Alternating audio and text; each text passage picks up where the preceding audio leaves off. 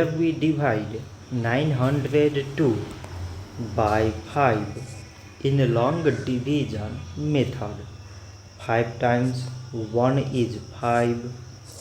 On subtracting we get 4. So now we put down this 0 and it is 40. So 5 times 8 is 40. On subtracting we get 0. So again we put down these 2 and 5 times 0 means 0. On subtracting we get 2. So now we have no any other number to put it down. So we take here decimal so that we put 0. So it is 20 and 5 times 4 is 20.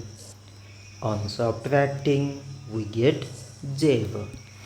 So 902 divided by 5 is 180 decimal 4.